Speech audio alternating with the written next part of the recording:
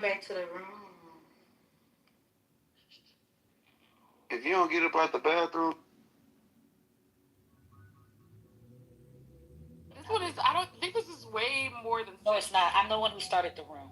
I thought Kirko told me it was like, it started at. He didn't know. He was estimating. He didn't know what he was talking about. Oh, okay. Listen, you're the one that raised him. Just like he wants you to change.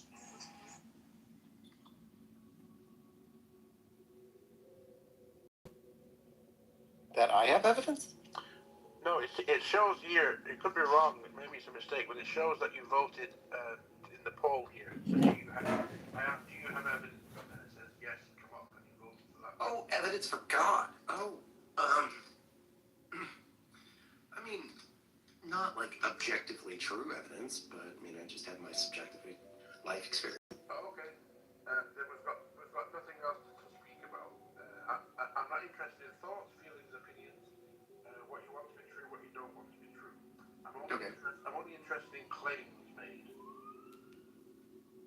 Gotcha. Okay, so if I were to, I guess the best evidence I can think of is that most cultures in the world have religions, and that these religions answer common questions, and they answer similar questions regardless of where they are in the world and what time these cultures existed.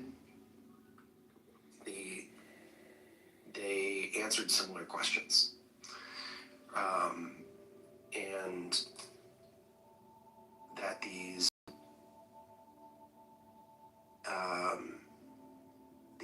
religions, they shape the surrounding culture, and they keep popping up.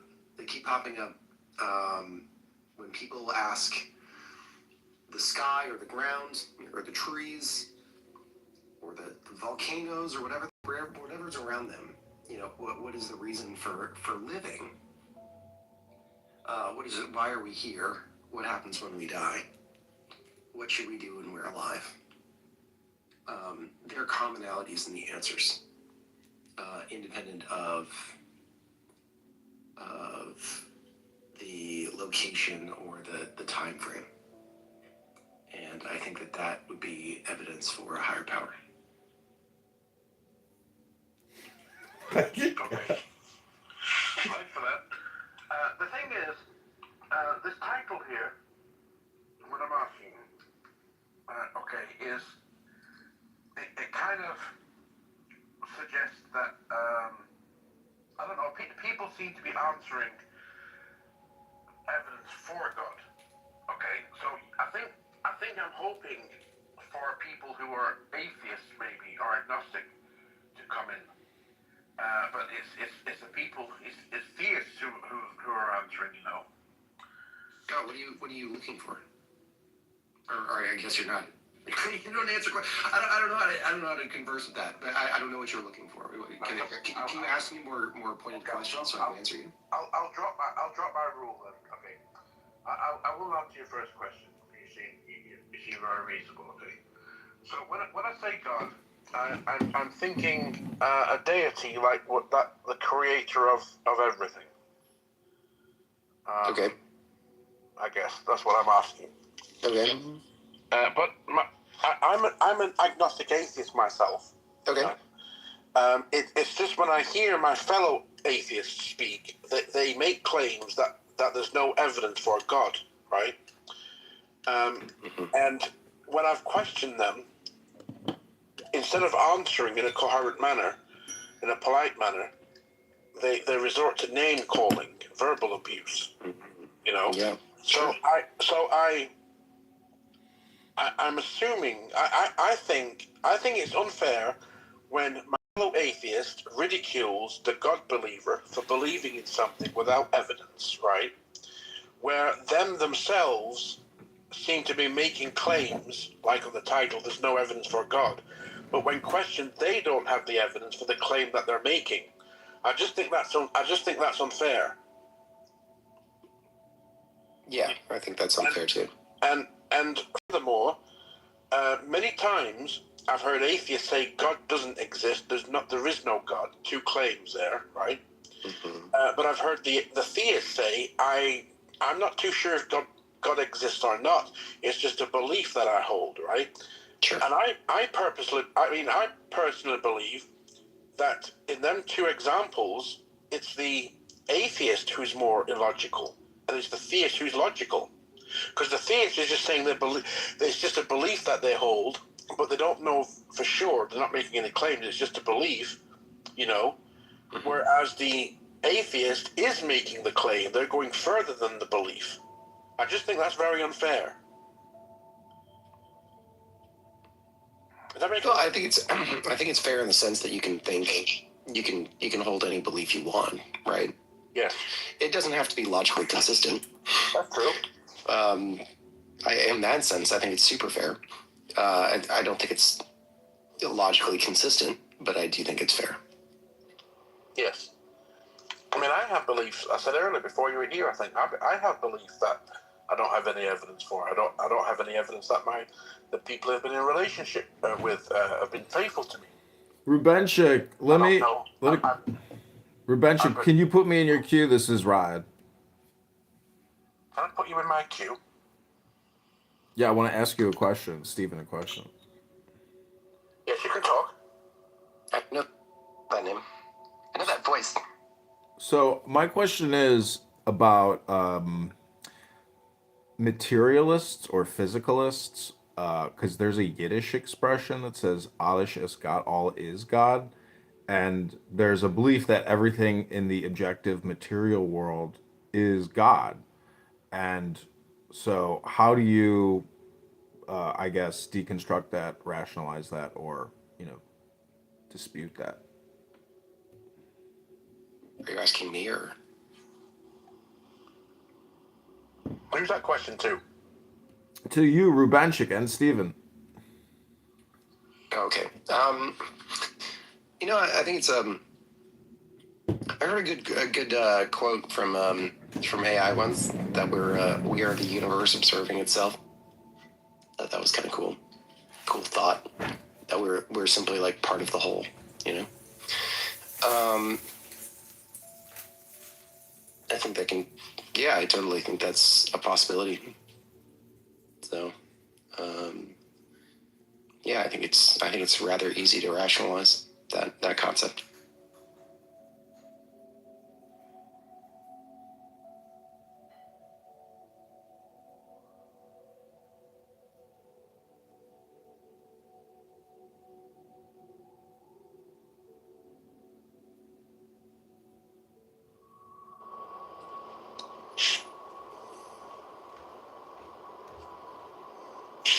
Are you a Christian, Stephen? Hell no. Nope. Are you religious? Yes. What religion are you part of? None. Then you're like me. I'm a cherry picker. If I hear something from a faith that I really enjoy, and I think it comes from God, then I follow it.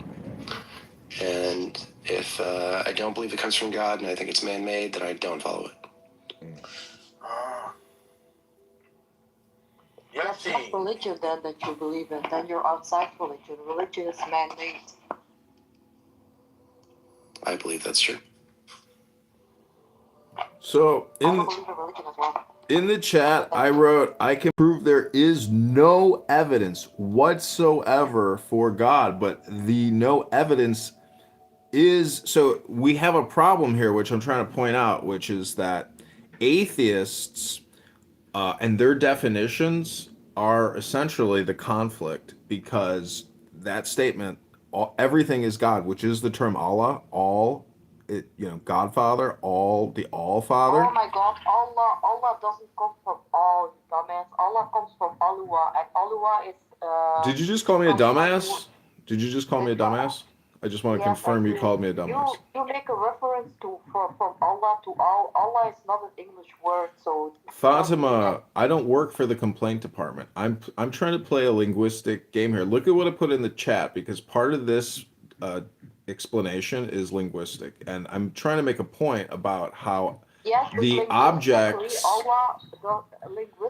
Allah doesn't have anything to do with the English word all. I know, but I'm making a philosophical, metaphysical point about nothingness, the void, the vacuum, that the All right. space around the object is what gives definition to the object itself. So there's this background, foreground, and, you know, there's just, it's a multi-dimensional relative reality. And part of the problem on the planet today is we have this linguistic it's actually like a grammar problem. And I asked, oh, and Stephen, you showed me a really good suggestion to AI, you know, asking questions like, what do you know about me that I don't know about myself? What Oh, you like that? You like that prompt? And I can't believe it, but fucking Grok wouldn't answer the questions. I don't know why. I couldn't get it to respond. I kept putting in the follow-up comment, like, answer the question, and fucking Grok wouldn't respond. So I'm gonna go back. I could have hit my query limit for the day or something, but I was annoyed. So, anyways, I'm just telling you that our solution to the problem of the situation will always reside in the word, not the sword, the word. And but a sword is a word, and so I just want to say, you know, strike the master chord and draw the flaming sword. I am complete. Have you heard? Have you read any of Bruce Lee's philosophy? As a matter of fact, I do have multiple books about and by Bruce Lee, and they're really interesting because he's very philosophical. Yeah, he loves that concept of emptiness. That the void defines the thing. It's the emptiness that defines the thing. But that's the evidence. If this was a courtroom and we had to prove there's no evidence for God, we would be submitting negatives. We would be submitting the opposites. And so that is the evidence for what you could call a silver lining. And that gray zone is really the hot zone, or, you know, the target rich environment for proving the existence of God through the negation of God. And that's why Hindus say neti, neti, neti, not this, not this, not this, not this. That's one way to prove beyond a reasonable doubt that there is no God, or there is a God. I'm not sure anymore. Hello?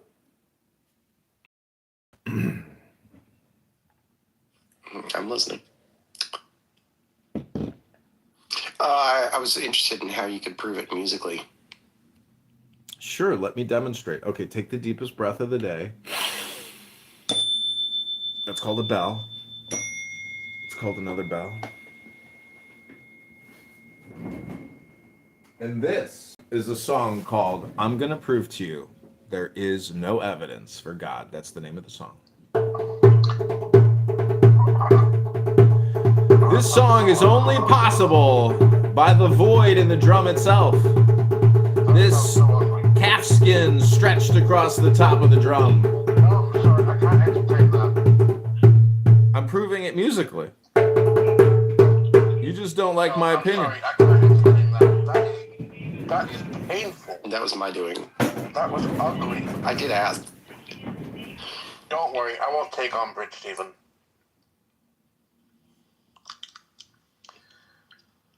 I thought you were serious, Reed. That's an interesting word to use for What is the word? That's interesting. serious. Yeah, I wouldn't call him. I thought he was He's serious. serious in some ways, but his I think the whole point is that his playfulness of what is and isn't serious is the point. Mhm. I'm going to read off what AI says. Not that AI is a credible source. I did something a few weeks ago, and what AI said on both occasions contradicted one another. But here goes. It is generally held within both scientific and physiological communities that the existence or non-existence of God cannot be definitively proven or disproven. That's what AI says, and I guess I believe that. I'm not willing to make the claim that's the case because I don't believe there's anything that I know was the truth. I don't know that my mother was my mother. My child is my child, or I'm in a car right now, or I'm in. You're highly certain. Or I'm in love with somebody right now that's in my mind. I can only give. It's only a belief that I have. I'm open that I could be wrong on all them things. I mean, I could hate the person that I think I love. My mother could not be my mother, after, in fact, and my child could hate me.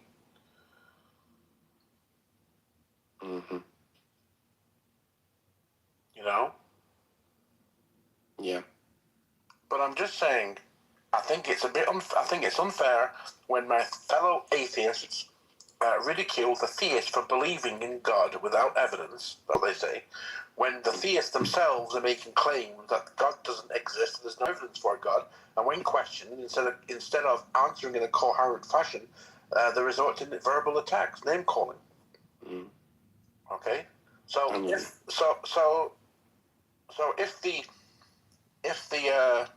theist is illogical for believing in God, I think that the atheist should be also illogical in making claims without evidence.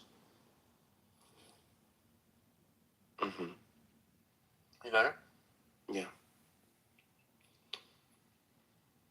Is logic being logically consistent? Is that what you're striving for above all else? Well, people speak about people speak about mathematics having proofs, right? Like 2 + 2 is 4, and 2 + 2 is always going to be 4, and it's impossible that for it to be anything other than that, right? I mean, I'm not saying I'm right here, Mr. Stephen. I'm not saying I'm right. It's just the way I think. To live our lives, I think that's right. Okay, that 2 + 2 is going to be 4, and it's impossible for it to be anything else. Okay, that's a belief to hold. But when you make the claim, which is further than the belief, I feel, you're ruling out. Let's say a deity, an all-knowing, all-powerful deity, which is implemented in humans' minds that 2 + 2 is 4, and it cannot be anything else. Where in fact, 2 + 2 can be other than 4. So if you're making a claim and saying it's impossible for you to be wrong, you must be ruling out every other option, any other possibility, and that's the way I feel. Can I share something from my my religion? What's your religion again? I'm a pluralist. Pluralist. I've never heard of it. So I believe that all religions are somewhat correct, and also all religions are somewhat flawed because men make mistakes. Okay. And they're also influenced by outside sources other than God. Well, I think people in Christians, Muslims, and religious Jews, I think they will typically do whatever's acceptable in the community, irrelevant if it's going against what the Bible says. Sure. Yeah. Can I share something? Yes. So, my faith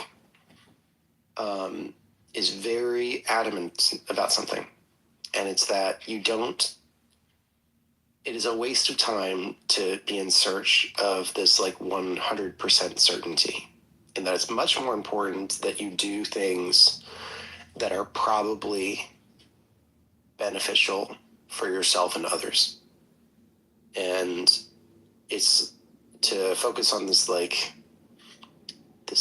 being more and more and more and more and more certain, to talk about it, to talk about what is moral, to talk about what is right, is most of the time a waste of time. And that is much, much more important to do what you already believe is right, and to focus on doing and helping. Okay, and are you giving that freedom to the individual? Yes. Okay, so if one person believes that doing something is a good thing and a right thing and a just thing, then that's all that matters, right? And doing the thing is what matters. And what another person views that if that's right or wrong should not be influential, right?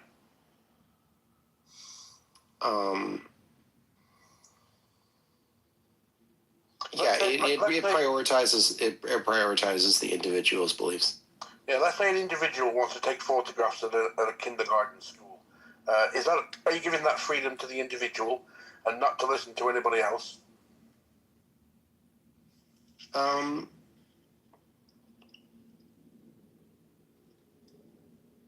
If they believe that is what is the most good that they can possibly do in that time. Well, you've got me, Stephen. You've surprised me. And the reason being is that there are people that are going, like you're mentioning right now. There are people that are going to do bad things because they're mistakenly believe it's right. There's going to be a very small sliver of people that do that.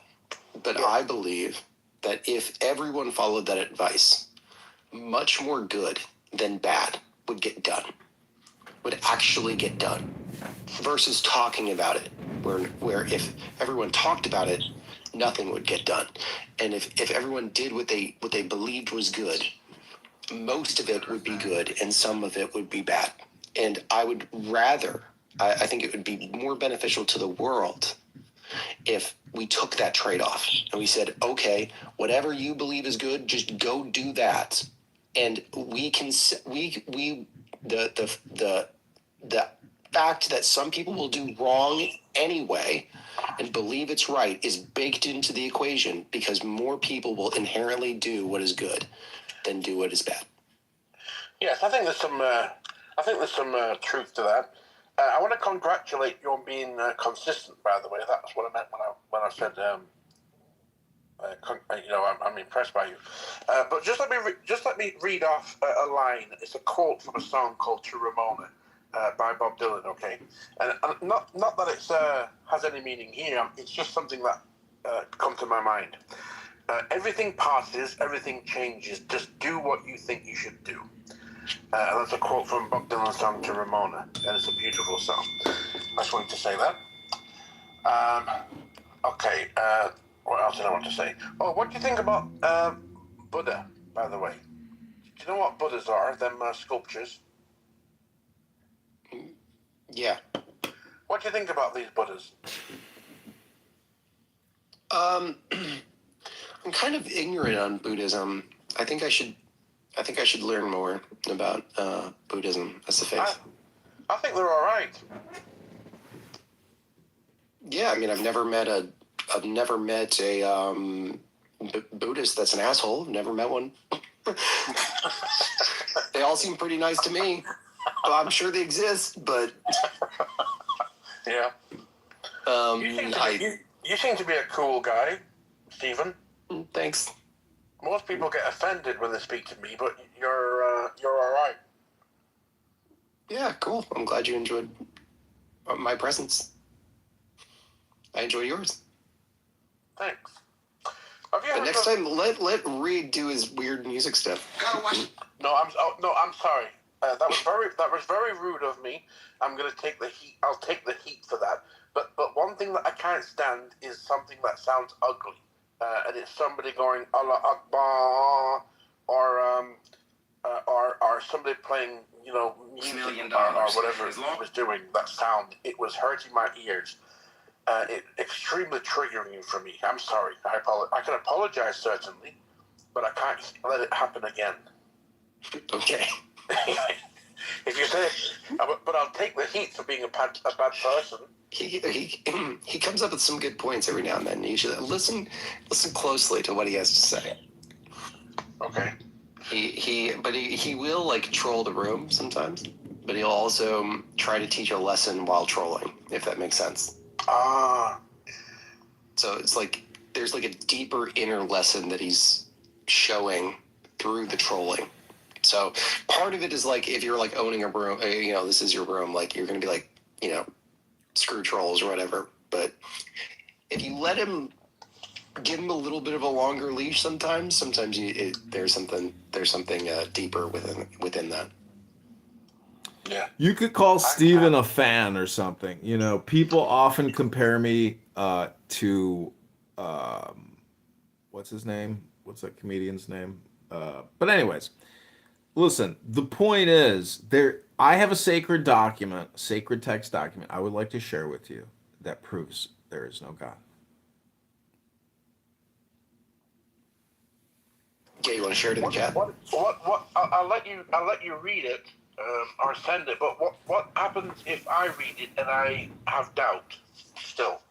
Well, I would say that the sacred text document that I'm going to read, it's playful, and so at this, it will prove there is no God, but at the same time, at the almost the exact same moment or shortly thereafter, it will, you will question it, and then you'll say, I see the joke in this. There most likely is a God. But either way, whether there is a God or there isn't a God, these books written by people who are talking about God, who are also debating whether there are gods or God, they are essentially doing a self meditation and a self analysis for game theory and this thing we call the game of life, as a way, in my opinion, to deeply relax us, to eliminate a lot of the fear of the unknown, and give confidence and certainty, not blind faith, but higher levels of intelligence. So many people confuse God with being, as I asked earlier, about the material world, and what people on here are using the term, what is it, physicalists. So I'm just trying to say that the subject and the object, that unification is what we were trying to achieve. This is all about personal development, self-development. All this religious mumbo jumbo, it's all about personal development and expanding your consciousness, by using the mirror of the self and polishing that mirror, which is the I am, which is a methodology of enlightenment. And, I am complete. This is your friend, Raed. That's your Zen bell. Just take the deepest breath of the day.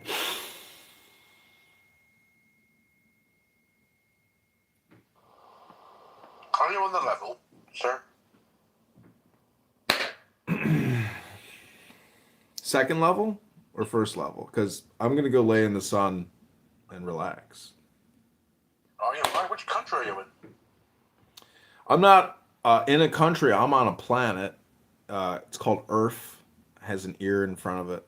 Maybe you can't hear it. But some people like to think that I'm inside Uranus. Very droll. Very droll, sir.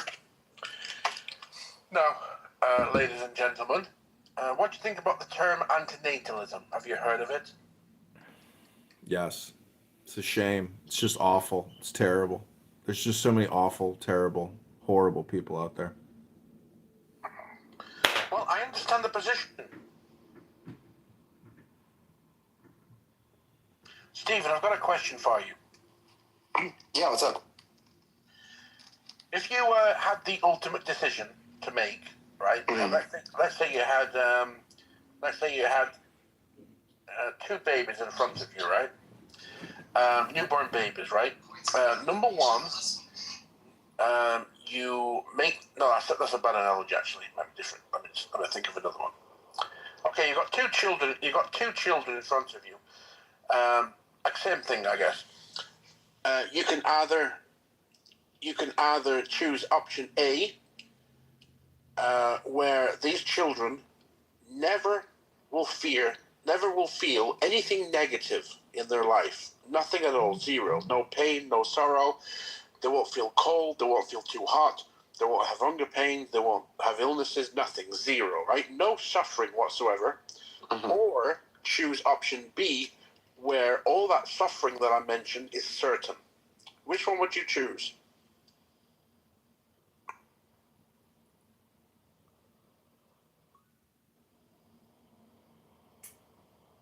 B. You choose B. Yeah. Okay. So you would introduce a child into a situation where they're going to feel pain, abuse, bullying, cheated on. They're going to have just awful sicknesses, and they're going to face death itself. Is that what you would choose for somebody? Yes. Okay. I would choose A. Okay. Wait, who is it for? You. What would you? Is there anything else you want to talk about? What would you choose, Miss Danielle? Yeah. I gave a cool Google document if you wanted to if you're interested in an interesting read. What are you gonna send me? Yeah, put it in the chat. Okay. I finished 5 of my paycheck for a raffle and I won out back.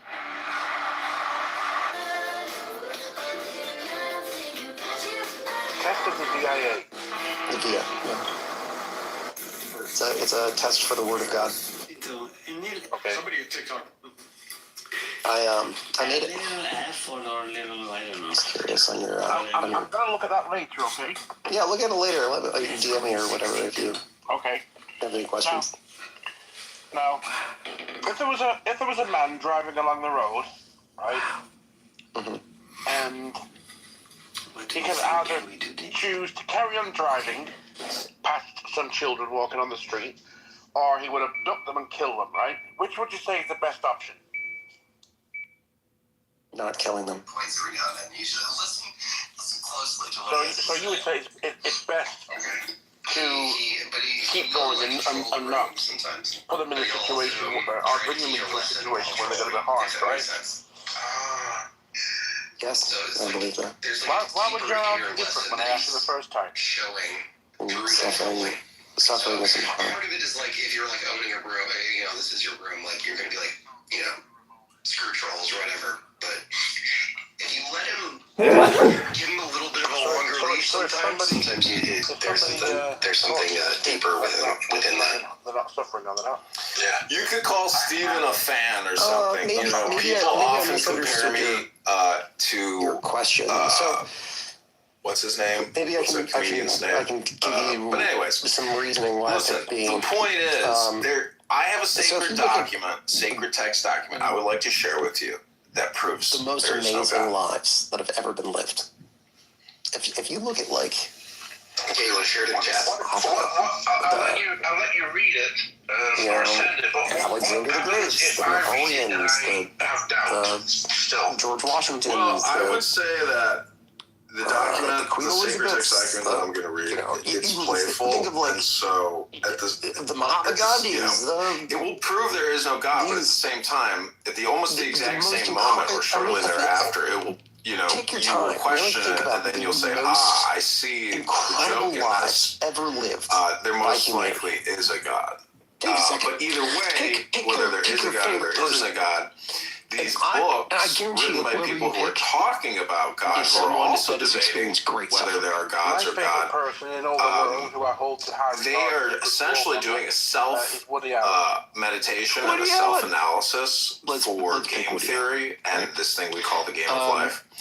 I think As it's a way, in my to a opinion, great to degree, deeply relax us, to suffering eliminate a lot of the fear is of the is unknown, a tool and that give helps people confidence become and great. certainty, not blind faith, but And I think it's one of the higher most levels of useful intelligence. tools So for many achieving people greatness. confuse God with being, And as I asked earlier, about the material I think world to a and degree, what people life on is- here are life is using really the term, long, what is it, And, physicalists.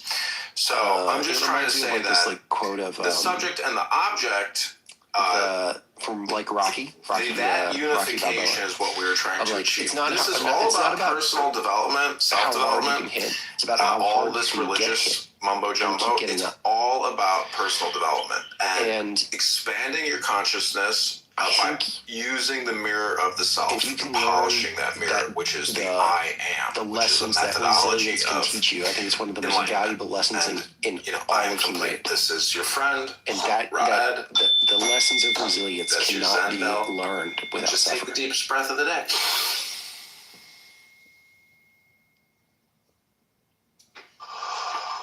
Are you on the level, sir? Hey, gentlemen. I would rob them of one of the most amazing parts of living if a life was available without suffering.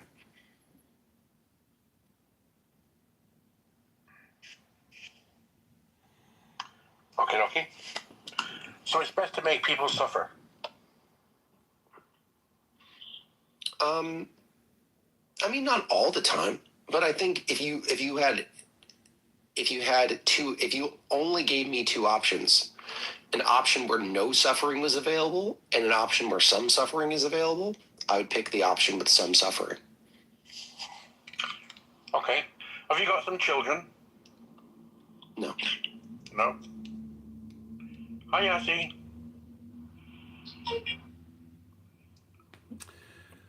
Gentlemen, point of order, moderator, point of order. I just want to say, I put in an X grok query. It says, I was asking, what are Noam Chomsky's key contributions to language theory, communication theory, and related research? This is what it says. Universal grammar, innate structures enabling language acquisition. Generative grammar, rules for generating infinite sentences from finite means. Chomsky hierarchy, classification of formal grammars by complexity. Transformational grammar, deep versus surface structure and syntax. Poverty of the stimulus, argument that language learning exceeds environmental input. The syntactic structures, which is in 1957, foundational text revolutionizing linguistics. Propaganda model, framework for media bias in manufacturing consent, innateness hypothesis, language as a biological faculty, merge operation, core mechanism in minimalist program, and biolinguistics, integrating linguistics with biology and cognition. So, I mean, this is like one way of looking at evidence that God does not exist, meaning that there are rules and laws and theories of grammar, of language, of communication. And what we're doing on this conference call is transferring packets of information to each other. And you brought up anti-natalism. I'm going to click that link and read a little bit. Against the I'll be existence right of back. God often highlight that the universe operates through consistent physical and logical laws rather than divine intervention. In this view, systems like grammar and digital communication are human-constructed frameworks that function based on internal rules and packets of information rather than transcendental It's design. very difficult for me Linking to this to understand. So it's antinatalism, speaking far above me, right? I can understand him when he's speaking about geopolitics, but everything that you said is too advanced for me. But I do like Noam Chomsky. I like that his father was a Hebrew professor. I like it that Noam Chomsky, speaks Hebrew, and I do agree with his views on geopolitics. I remember him speaking to somebody one time, and he was going down the atrocities that each American president has done. But I agree with him, kind of, some of them. But anyway, I'm just saying that what you're speaking about, linguistics, is far above my comprehension. Linguistics, I mean, antinatalism is something that I understand very much, okay? It would be better to not bring children into the world and for humanity to become extinct. That would be the best for future generations. Well, they won't be here. And that would be best for Earth, I believe. I understand it I appreciate it. I really do. There was a time where I would keep it to myself, actually, antinatalism.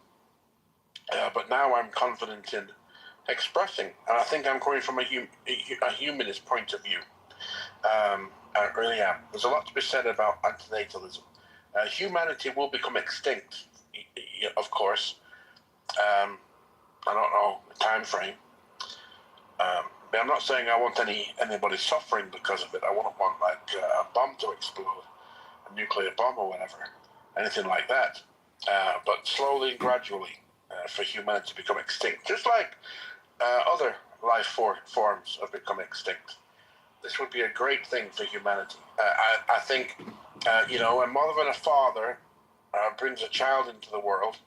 The child has absolutely no say in the matter. And that child, it has the stress of childbirth.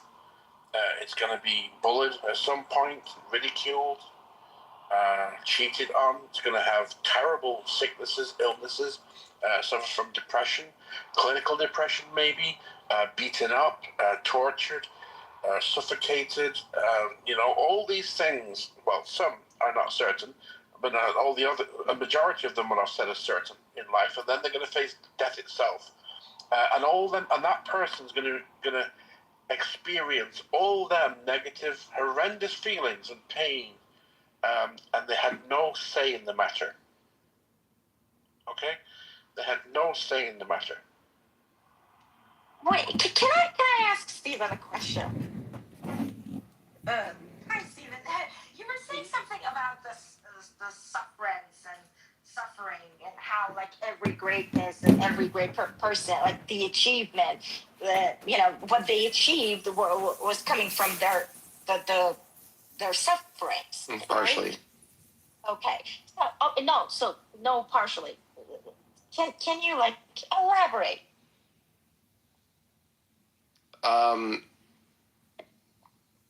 Yeah, I mean, you look at, let's pick, who do you want to pick? Yeah, see, we can pick anyone you want to talk about.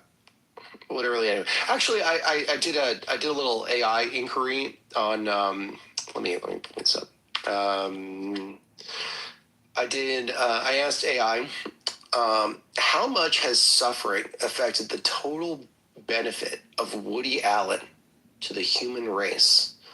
How has suffering helped and hurt Woody Allen from a selfish perspective?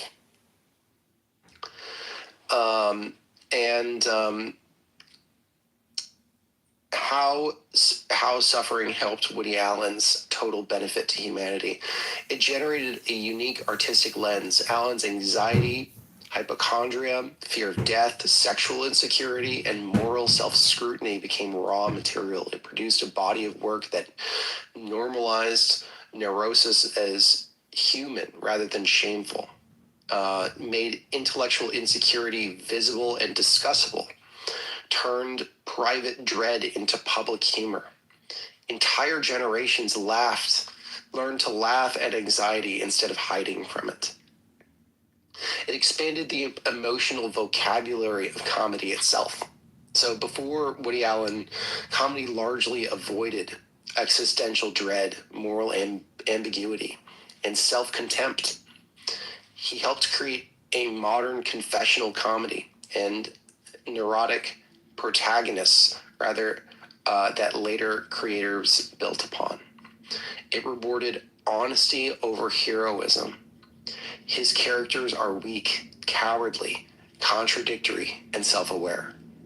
The subtly changed cultural myths about masculinity, certainty, and dominance. And for many viewers, this was psychologically liberating. That was very good actually. Because my I can't believe it. Because it played actually to what I was gonna ask you. I was gonna ask like, don't you think that there is a confusion between this pain and suffrage and effort, or this everything, like the discipline, the efforts that the persistent that these people endure to overcome all these anxieties and all that. And it's like romanticizing it. You see, like if we think just like this response from AI, which is like coming from a common belief, it is that, there are barriers and these barriers. And, it's like these barriers and these pains. It's like, how can I put it? Like, they're like, they're like mandatory. They're like they stipulate the success. But I think it's not. It's just romanticized. It's a myth. We forget. Like if we think about it this way, then we forget the amount of what it takes for these people, for anyone, to overcome. And I think what we consider as their achievement is that, not because it's not the pain that causes this, the suffering that causes this. It's that discipline and that effort and all those things combined, and with you know what I'm trying to say here, Yeah, I do. to cause the growth. Yeah. I think that if a human optimizes for the least amount of suffering, they will do less important work than if they endure the suffering and optimize for doing the most meaningful work possible despite the suffering that comes with it. I think it's more. Yeah, that's good. Yeah, because all I wanted to say is that the suffering is not like a teach. It's a condition. It's a condition that it. Right, but the problem is when you optimize for comfort, when you optimize for whatever situation has the least suffering. I'm going to show you a human that is basically doing nothing with their life. And if you instead optimize for how do I leverage my strengths to do insert goal here, whether it be I want to live a beautiful life, I want to help the most people, or I want to, even for selfish reasons, I want to be,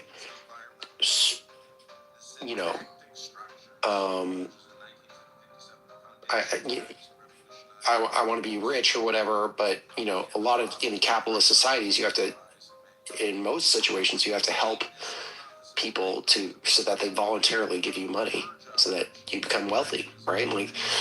And that involves helping people, right? Even if you're just a complete narcissist, I think that you're going to have to pick decisions that include suffering, and a lot of it. And I think through that suffering, you're going to learn more. I think you're going to learn things that very few humans learn, because they're not willing to tolerate the conditions necessary to learn those lessons. So I think there's this like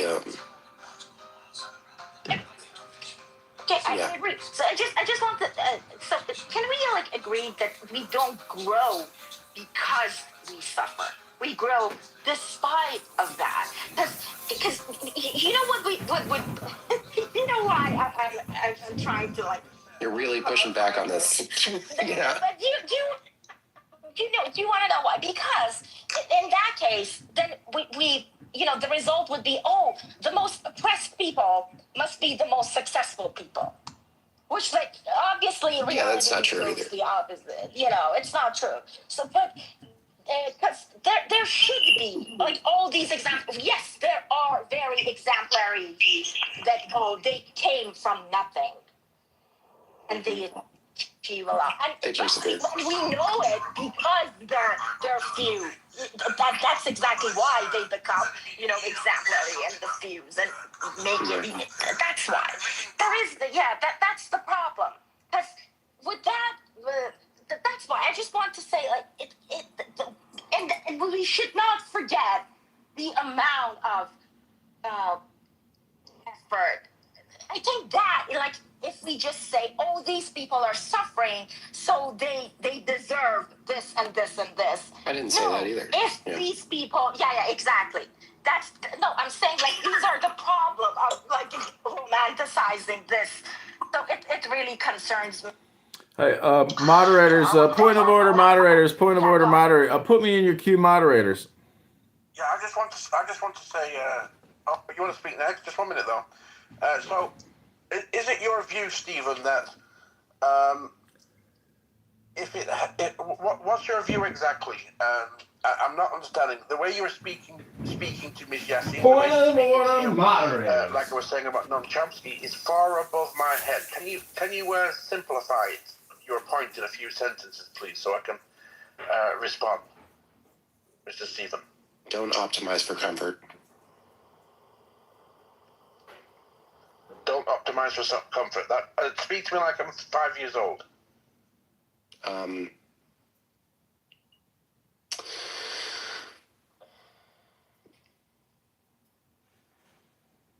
Hard things sometimes aren't fun, but they can yield results. But if you keep doing hard things, then sometimes you get better at them. And other people think they're hard, but you think they're easy because you're now better at it. And it makes life more fun and more beautiful. Yeah, I'm still stuck, and that's an issue with me. Can you?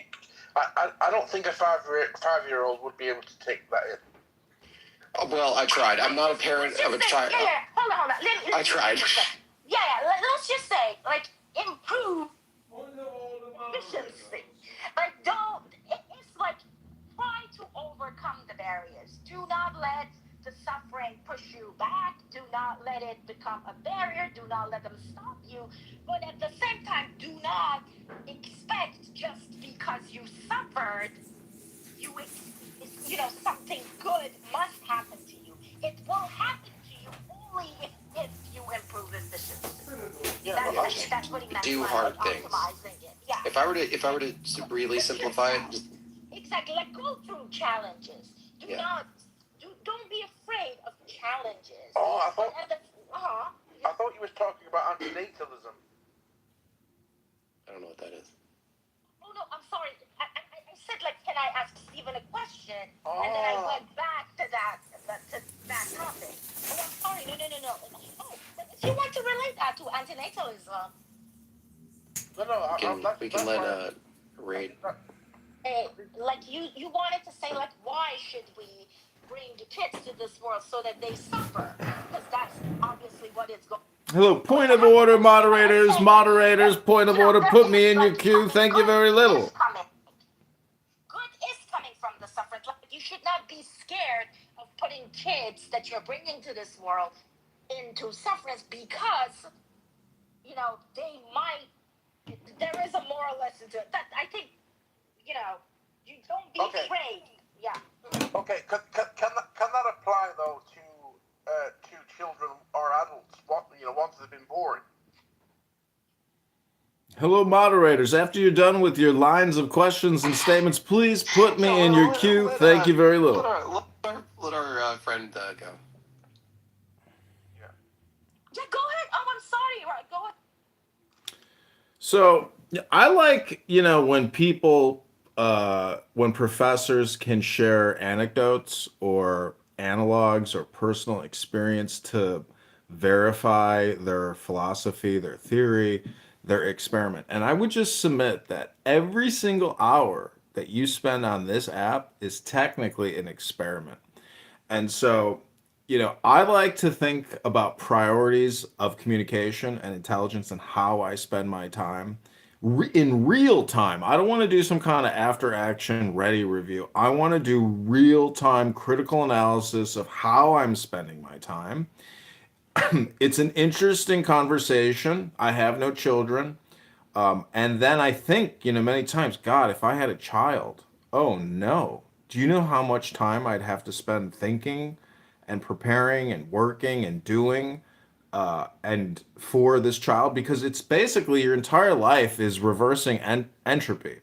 When you do your routine and your pattern and you clean your house and you take your garbage out and you do this and you do that and you take a shower and you brush your teeth, like, you are completing a daily circuit.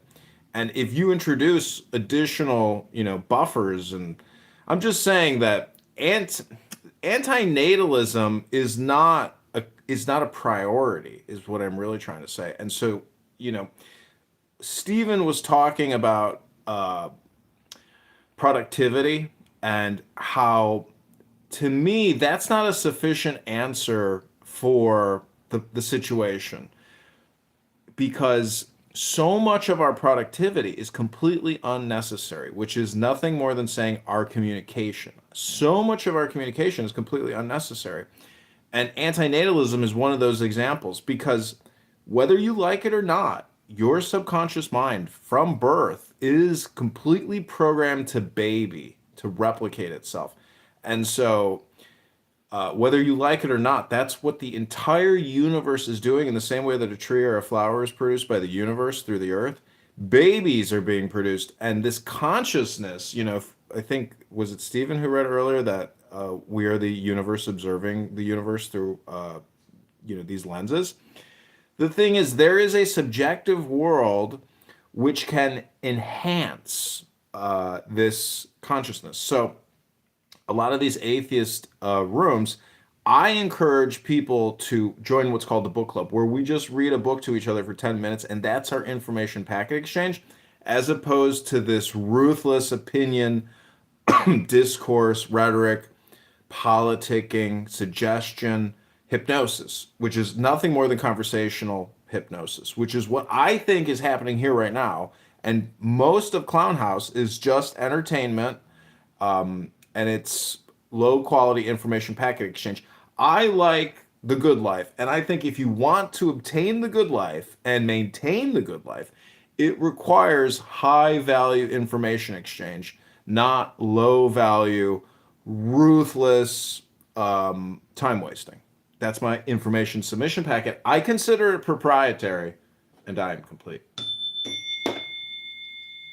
Okay, so do you agree that adults should put children in a situation where suffering is guaranteed? Or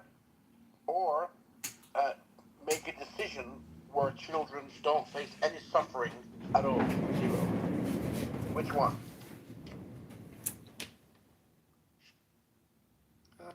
I think ideally it would be voluntary. You put them in this, you let them choose what they want, and you say that these are the benefits of taking this choice, and these are the benefits of taking this other choice, and you can do whatever you want.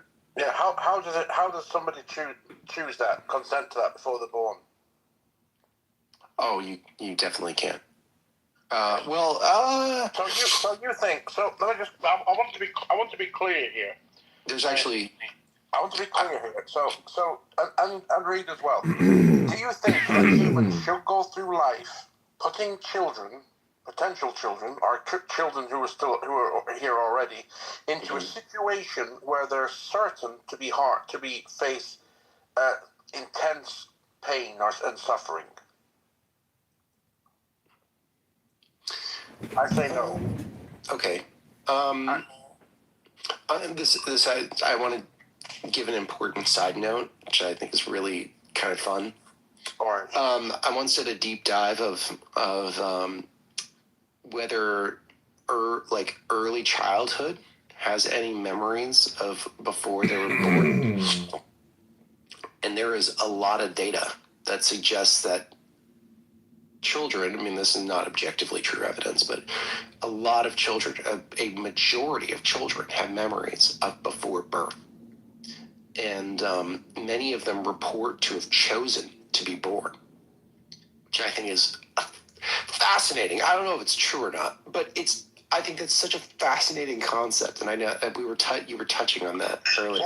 What would be the conclusion if they chose not to be born?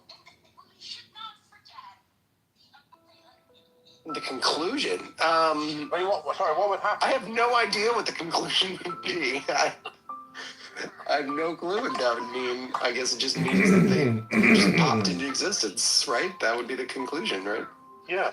I think mothers and fathers, men and women, when they have a child, they think about the child. I think that, they're doing it for selfish reasons. I think that they would get pleasure from having a child. They even choose a name that the mother and father likes, that they like, nothing to do with the child, what they like or not. They choose out clothes. They choose clothes, what they like. Okay, nothing to do with the child. And basically, when you're a child up to 16 or 18 in America, you're kind of like a slave. You take orders for the most part, right? But all these things, I read. The more I understand antinatalism, the more I respect the cause for it. Really, I think it would be better for humans to allow themselves to become extinct. I wouldn't want any suffering through that process. Just stop having children. There's no need for it. There really isn't. It's all for selfish reasons, if you ask me. Okay. I mean, people say they want their family name to continue. I think that's selfish as well. Sure. So I'm going to say myself. I don't think that children. I don't think adults should bring about a situation where children are going to face intense pain and suffering, where that pain and suffering's guaranteed. I think a situation would be better that the child doesn't face any suffering, and I think Woody Allen has said something similar, and I think Professor Hitchings has said something similar as well. Okay. And others. It's just something that makes sense to me. Well, you don't have to try so hard today, because you can simply say, look what happened to Rob Reiner.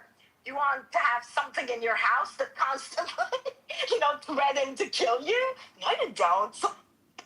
Yeah, I mean, take this on board, everybody. Take a good point, Rashani. Listen to this.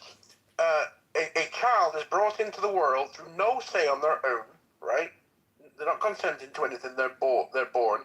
And let's say they're 10, 12, 13, 14, and they're suffering from clinical depression. I don't know anything. I never say anything profound. I'm only repeating, okay? But I've read that clinical depression is like torture. From as soon as, all day and night you're tortured.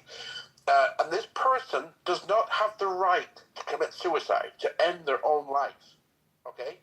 They have to remain alive, okay? And that is one of the most horrific things. Why are we talking about this? I've ever witnessed in my life. I've ever heard about. Okay. Well. And remember, I'm not going to rob humans of their right to procreate. I mean, even if I believe it's selfish, and I think sometimes it is and sometimes it isn't. I don't think it's always selfish. I'm certainly not. I don't believe in a world where I would enforce, I wouldn't vote for a society that enforces no, you can't have kids anymore. That's China. Yeah. What about a mother and father in a country where it's certain that they're going to be sold, as a slave or a sex object as a child? What do you think about things like that? Or even in war-torn areas? Apparently in the Gaza Strip, so many people, mothers and fathers, are procreating, and so many babies are born in a so-called hell on earth. How about that? Are all these things okay with you?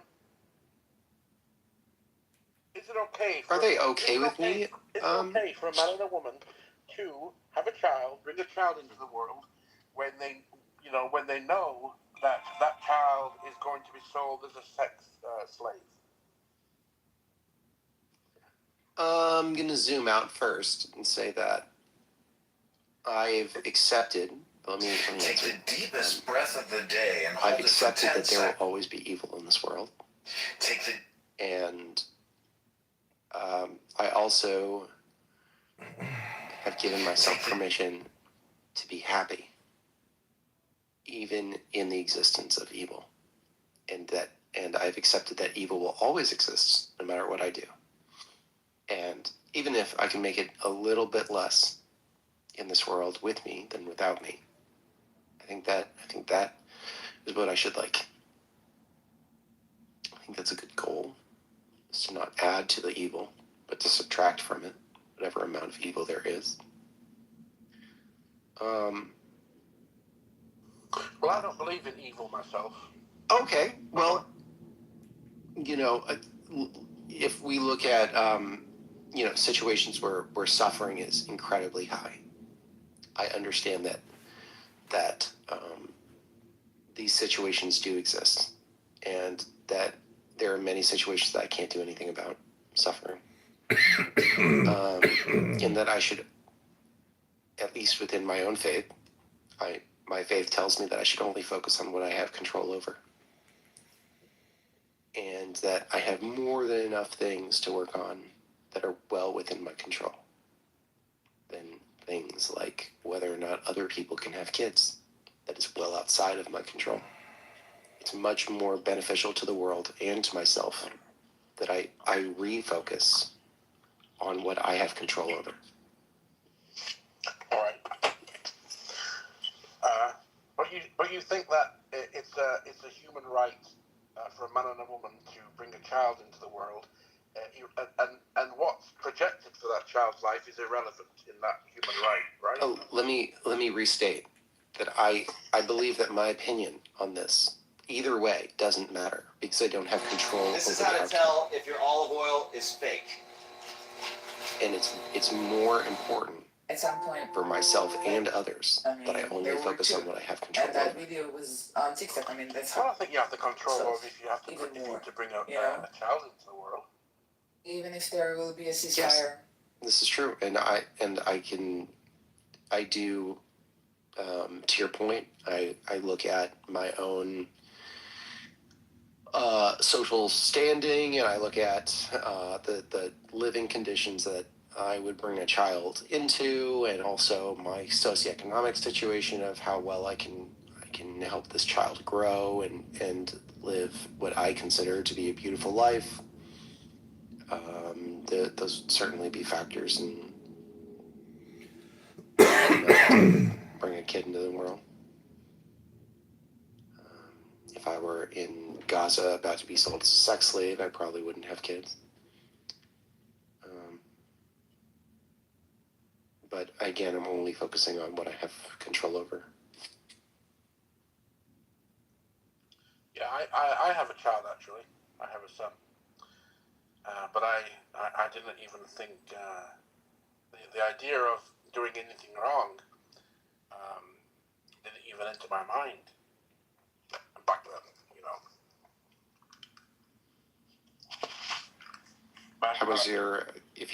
How has your experience been being a dad?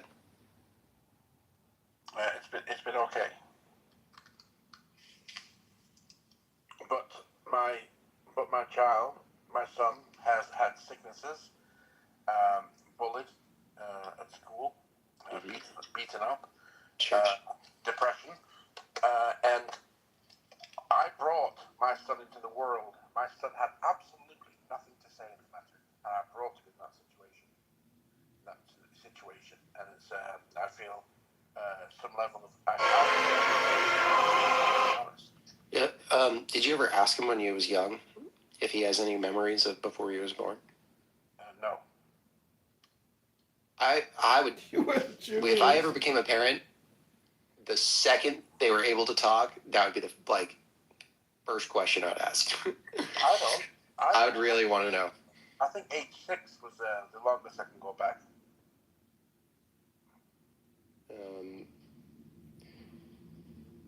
Yeah, I mean, I'd really be curious. The studies that I found show that kids forget any memory of pre-birth memories by the age of 8. But many kids before the age of 8 have these memories of before they were born.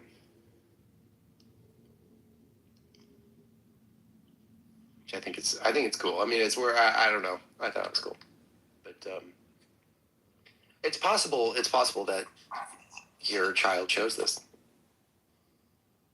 It's possible that he didn't.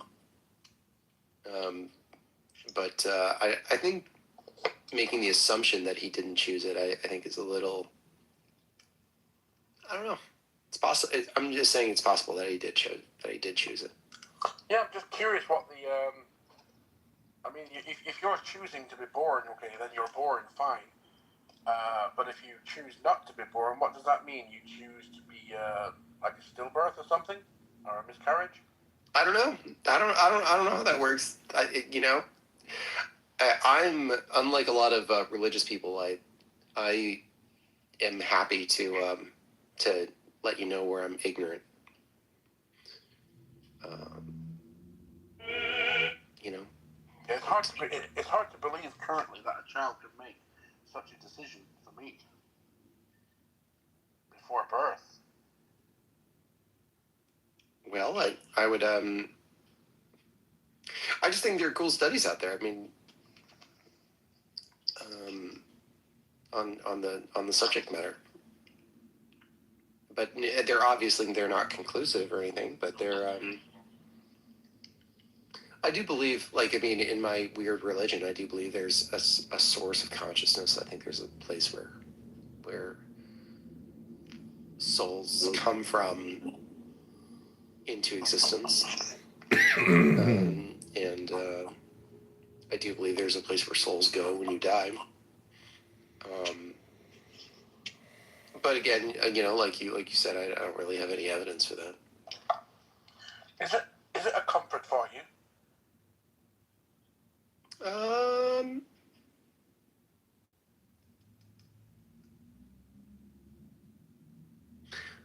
don't know, because I would be fine if like somebody was like, "Hey, when you die, that's it."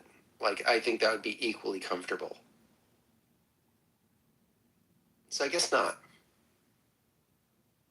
I don't think it's a comfort thing, because I would be totally fine if somebody's like, "Hey, when you die, there's just like nothing," like just straight end of the movie, Why'd you believe it then?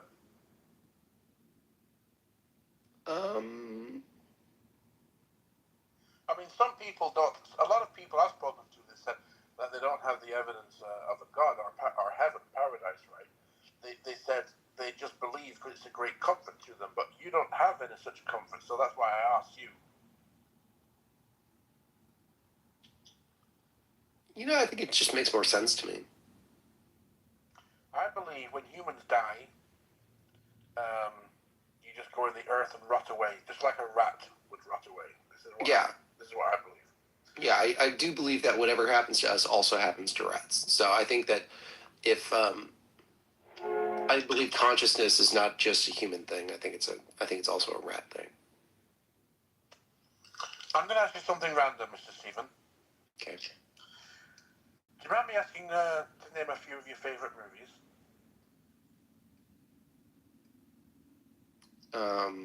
Sure. Yeah, I really like Contact. I like Memento. I like Fantastic Mr. Fox. Inglourious Bastards. The Matrix. Oh, you mean that movie with Inglourious Bastards with Tarantino movie where they look for Nazis, right? Yeah, that one. It is such a joy to welcome Great you movie. today. What was that other one you mentioned? Fantastic. Fantastic Mr. Fox. It's stop motion. All the Rebbeim Yeshiva are really focused. It's very cute. Yeah. On transmitting this Messiah from the Mir Yeshiva. Me and Miss Jessie like we're a film. Well, she's a film buff, but we like films a lot. Okay. And we speak about films, and Miss Jessie used to speak every week on. There used to be film shows every week, and we're trying to get them back together. Like once a week, but there's not that many people who want to who show up. Well, if I were to recommend a movie, I mean, Fantastic Mr. Fox is a great movie. Have you seen Pan's Labyrinth? No, I'm not a big movie watcher. I'm trying to make my life a movie. It's my primary focus here. I'm always like, why am I watching this other story when I could just write my own? Yeah, I understand that. But next, Sorry, like I don't know why I keep going back to that suffering thing, but Yeah. no, it's because it's part of religious belief also. Okay. Now I know. Like I mean, sorry, I must have like before I start everything, I must have known. I wasn't here, I think, when you said that you believe. So that would have answered all my questions. Because there is like it's a fact of existence, and like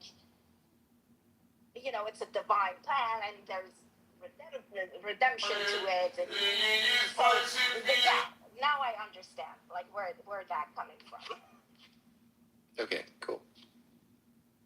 But I really appreciate that you find something that gives you comfort, and you clearly a very peaceful, person, and that if that's what religion gives people, then don't look further. The problem with religious people these days is that either they're trying to force you to their belief, or they're using it for another reason. Mm-hmm. Yeah, I agree. I mean, it's so often that I'm like in these other religious rooms. I'm in like in the Christian rooms. They always tell me like, "Oh, you're so lost. You're so confused. Keep searching for Christ, and one day, just keep searching. Just keep reading the Bible. If you don't believe it, just keep on reading indefinitely until the day you die." Don't you dare just focus on doing good in the world, or trying to self-actualize or help others self-actualize, or love as much as you can. No. I want you to keep reading the Bible until you believe what we believe. That's what I keep hearing from Christians. Yeah, and I'm like, this is horrendous advice. And then the Muslims, they tell me the same thing. They're like, oh, well, you got to spend all your time just learning about being Muslim, and maybe you'll be a Muslim. And if you're not a Muslim, you need to focus your time towards learning about being a Muslim, so then maybe you can be a Muslim. It's like, it just makes me want to vomit. This is what, you're being like a representative of your faith, and this is what you have to bring to the table. It's like, I'm underwhelmed. So as someone of my own weird faith, I'm not here to tell you to just believe what I believe. I'm here to tell you that I'm probably wrong with most of my beliefs. And that's okay. In that my only belief is that God certainly believes in the concept of being close enough. If God is out there, God wants you to do good, and He understands that you'll make mistakes, and that you'll probably get closer to the guy that talks all the time if you just do more good. Just keep doing it, and you'll probably make some mistakes along the way, but you'll do more good than that. And then you can believe whatever you want. Believe whatever you want. Humanistic religion. Yeah. Who am I to tell you what's right and wrong?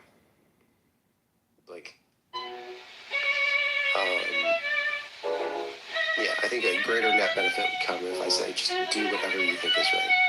We don't even have to focus on what's right and wrong and where we disagree on right and wrong. I think it's a waste of time. I guarantee you that I have not changed a single person's mind on Clubhouse of what is actually right and wrong. I guarantee it. I've never changed anyone's opinions on abortion or immigration or tax policy or moral dilemmas. I've never changed someone's mind on here. Any attempt at it is a complete and utter waste of time. However, I do think that it is always a good use of time to say, hey, let's both do something that we consider good together. Let's do that. Let me be the instigator of action, and let me not judge you on what you believe is good or what I believe is good. We can both do what we both think is good, and that's probably going to net more positive than negative. Rubenchik, don't you think that essentially you're looking for a shortcut or a solution? I mean, or are you just here for entertainment? I mean, are you looking for certainty? Are you looking for new approaches? You know, like what is your goal in your experiment? You know, in this 2 hour long conversation, like what makes you keep coming back to Clown House? And have you found any solutions? And are you implementing any solutions? I'm after answers, actually. Yes, that's what I'm looking for. Have you found any answers at all in the last 2 hours to anything? I don't have nothing that changed my mind. I personally think, no offense, I personally think people who come onto Clubhouse for the most part are rejects of society. That's a bit harsh, but okay. Like, please at least appreciate that Stephen and I, from two different sides of the spectrum, a religious, completely atheist, we reach an agreement to a common good. Let's do common good at least, and we all agree upon that. Isn't that an achievement here? A success. Oh yeah. I don't think so. Yassi, No, what will you? About agreeing on Fantastic Mr. Fox? That is. That's a great movie. A success. Oh, great movie. No, I wasn't speaking about you, Stephen, when I said rejects of society. Yes. Well, I'm included for sure. No, we are. We all are included, and that's.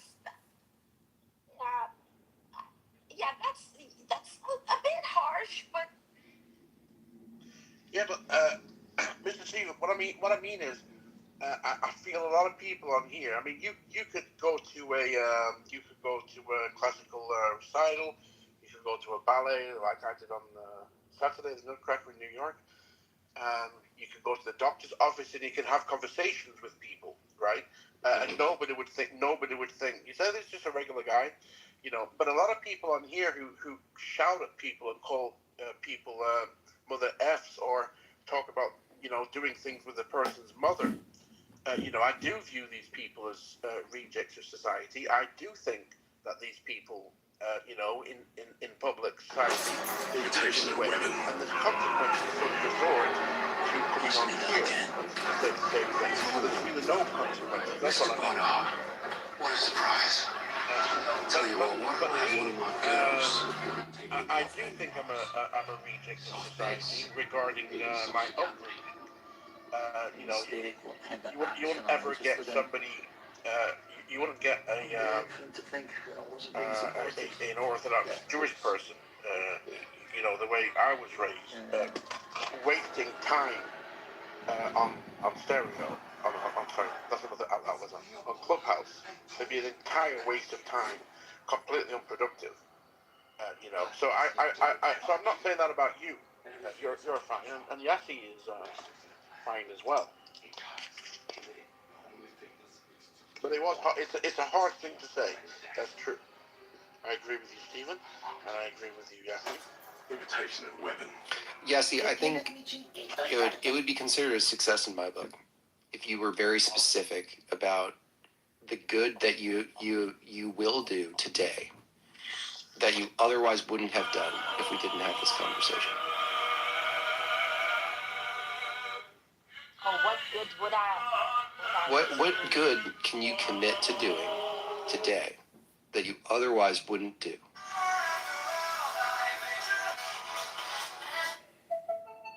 That's what I would define as a whole. How about you give me a homework? Tell me, can you do this, and I would tell you, okay, I would commit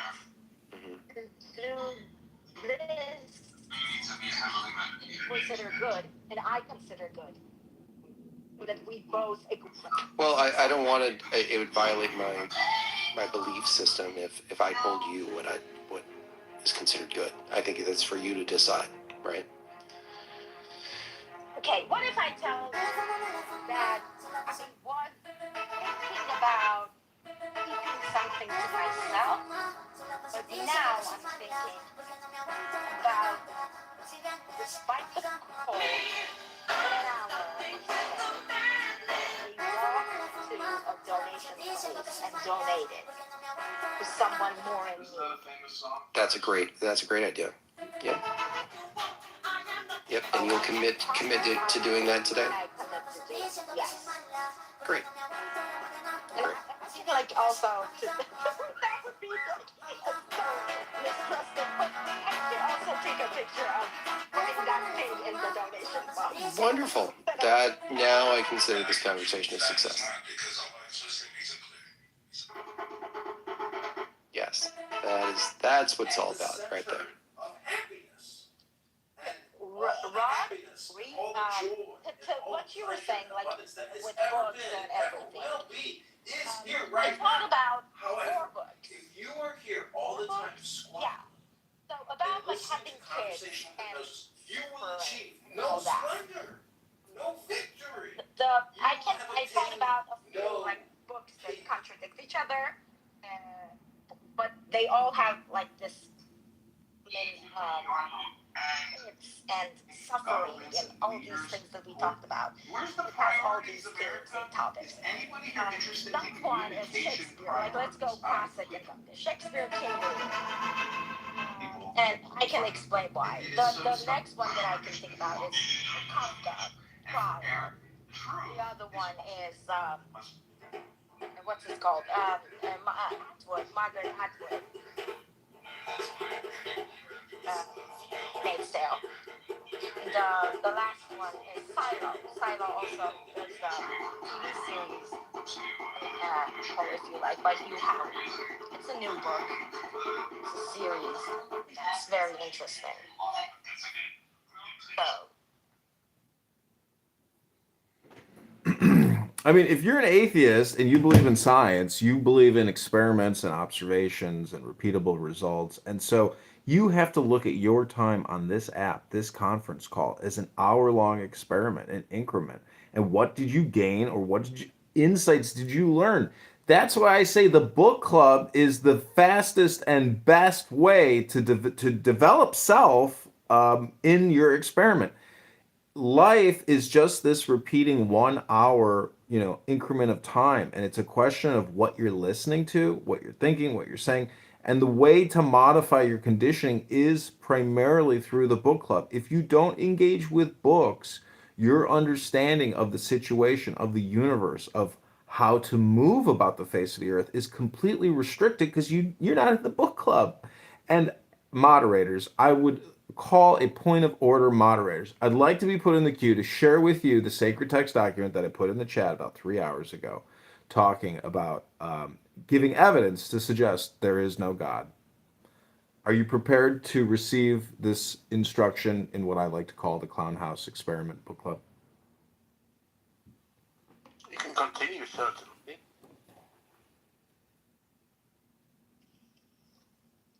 Hey guys, I'm gonna have to I gotta go. Okay. But Thanks for talking. Of course. It was so nice talking to you, especially because you put me into good and good. And I don't know if that's you or not playing saxophone. That's me. Hope, Yeah. like, oh, awesome. So good luck on your music career. I hope like we come across again on this app and talk good and positive. Sweet. Wait, Steven. Yeah. Okay. Steven, before you leave, I just want to get your opinion on this one sentence, Steven.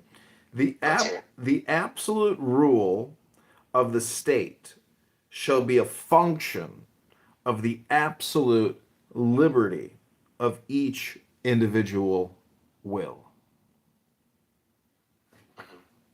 I think it's very pretty, but I also lack the I don't know if I can critique it or agree with it or disagree with it. It sounds very pretty though. Sounds like it's right. Sounds pretty good. Stephen, and then, was it worth it? The 3 hours here speaking with Rubenchik. Did you personally gain any additional insight into, do you have any summaries, or what was your experience like? I'm really trying to work on my communication. I really want to see how I can benefit others through communicating. So I think that's,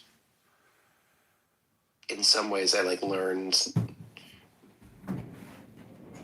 what was fruitful from this conversation, and in what ways it wasn't fruitful. And I'm going to try to replicate what was fruitful. Some people. I think it was a good use of time. Oh, wow, that's amazing. Well, Rubenchik, Yasi, I want to thank you for putting together this a little experiment for us. I found it to be, a polite, very polite conversation. And I like polite society because impolite society is a waste of time. That is the lowest form of information packet exchange. And I just want to say that developing your own proprietary religious, psychological, philosophical, perspective is within your right. But, I can't, I have to remind you, the book club is hundreds of years old, thousands of years old. I mean, I can pull a book from 2,300 years ago, and that information is timeless. And the point is, it's a software update from the past. And unfortunately, until you start actually doing software updates to yourself through books, you will never progress to where you really want to go. And there are shortcuts. And that enlightenment type of mentality is within your grasp. It's just a foot away in a book. Clownhouse will not give you anything. It will only take from you. This app uses you. It makes you into a fish, or it makes you into a fly. And Rubenchik and Yasi, you are either fishermen or you are spiders. But whoever you are, a book, will transform you into the phoenix, from whatever state you're in. And the phoenix is truly the blessed state to be in, because you're free and you're full of power and energy. So this may be, a very rudimentary philosophy. I'm just telling you that, taking the deepest breath of the day and holding it for 10 seconds will be the most important thing that I can possibly tell you in my information packet exchange on this conference call. I am complete. I'm gonna tap my Tibetan singing bowl as well. Stephen, do you know that? And I think oh, sorry, sir. Yeah, I'm busy. This is important. Okay. Do you know, I think in 40 minutes there's a jazz room, the new jazz listeners. Have you been there? Are you a jazz player? Or? Am I a jazz player? I'm sort of. Yeah. Okay, so they're very good. I think, let me see if I can send you an invite to the room if you're interested. Just because Roger said.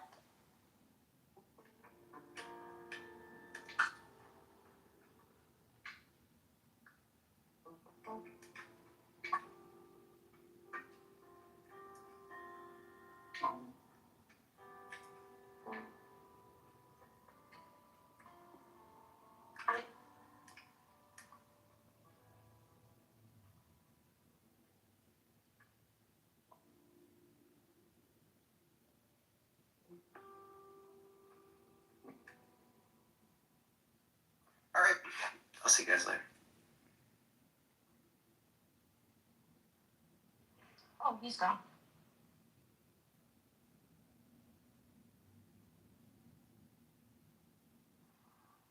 Okay.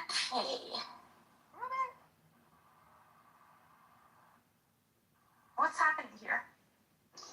Yeah, Jesse. So, what are we? So I made a mistake. Like the room was going on right now. I think they're putting it an hour early. So yeah, I sent him the invite. You don't go and listen to the jazz, do you? Nope. I sent the invite to Stephen if he was interested. Yeah, I don't like jazz music myself. I know. I saw like he was a sax player, so I thought like he's probably. But having said that, I do like a saxophonist on the sidewalk at midnight on a rainy Parisian evening.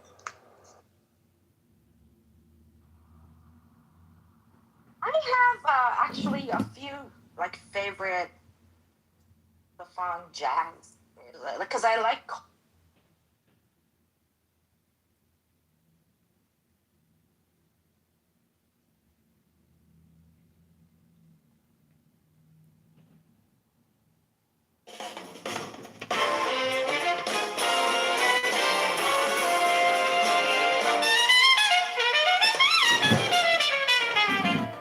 Take the deepest breath of the day. Hold for 10 seconds, hold for 10, not 11, 10, not 9. Hold